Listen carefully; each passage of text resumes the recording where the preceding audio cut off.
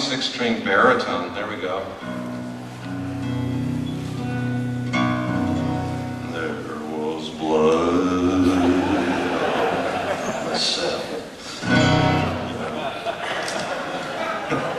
You're gonna have fun with this guitar. We've got this 6-string, and then Andy's got the 8-string baritone on the other side. This is a one-of-a-kind. This is part of our stock model lineup.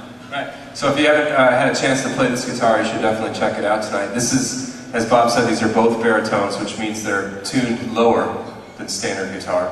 But the cool thing about it is that all your first position chords translate, so it just puts them in a different key. So actually when you play like an E shape on either one of these two guitars, it ends up being a concert B. So the whole thing is a fourth lower. And the neat thing about a baritone, there's a couple things that are really cool about it. One of them is if you can't quite hit those notes that you used to be able to hit, or never could hit them, one of the two, you can capo that guitar and it just kind of moves it to the right spot for your voice. So the guitar that he's holding or the guitar that I'm holding right now, if you capo at the 5th fret, you're in standard tuning.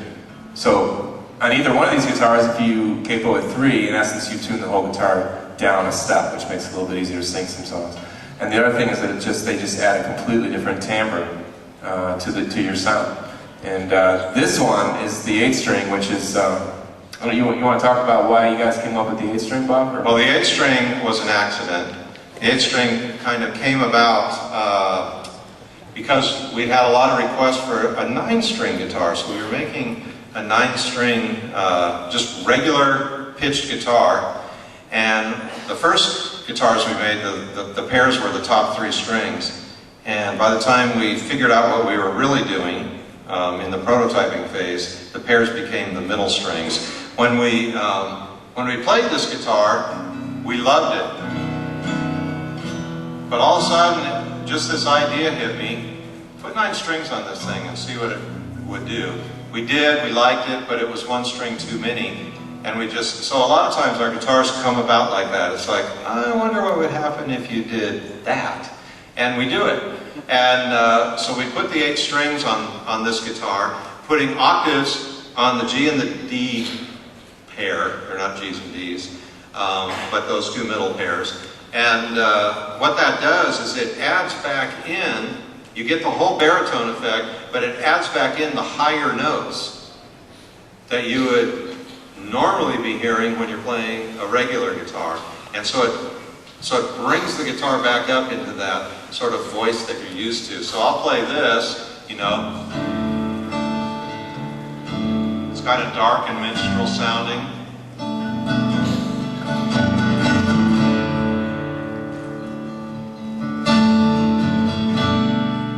And you can play the same thing on the 8-string.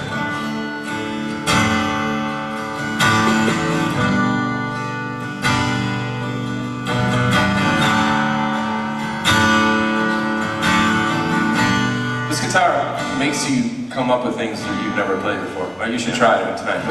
It's like he said, it's great. It's got the 2 middle strings. You have nice strong fundamentals without any chorusing sort of effect on the bass notes.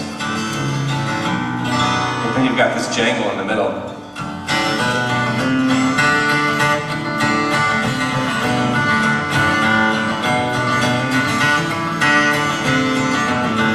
First time I picked this thing up, I came up with this semi-diabolical lick. I don't know what to do with it yet, but this is what it made me do.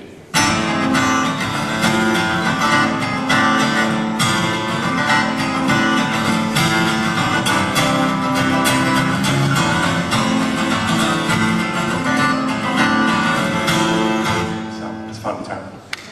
You can sing all your old Neil Young and John Fogerty songs.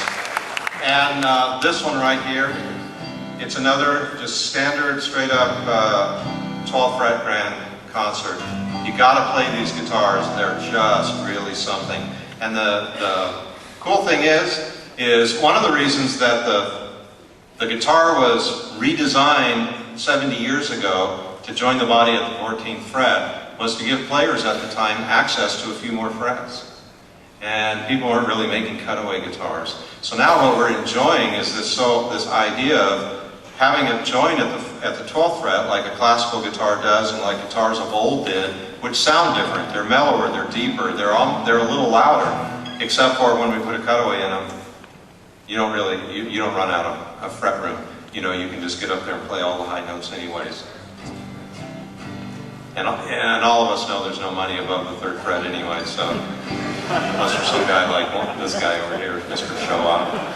But check it out, very cool guitar. Well, we've come to that time. I really appreciate you guys coming. It's the second time I've been in this building, and there's a real magic in here because not only is this theater very beautiful, but there's a lot of brothers and sisters from other mothers all about the same thing here, guitars. So I want to make a point to thank everybody that got a chance to help us out, Mr. Andy Lund and all his knowledge in guitar playing. Mr. Wayne Johnson, who's come a long way to hang and that way.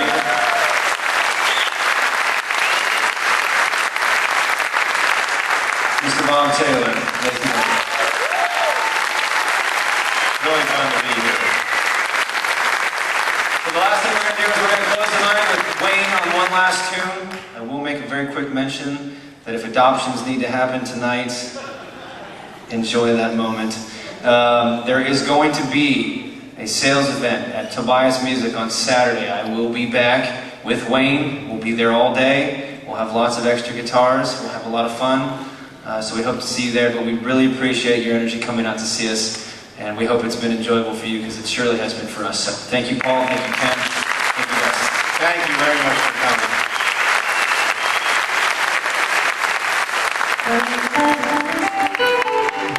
coming.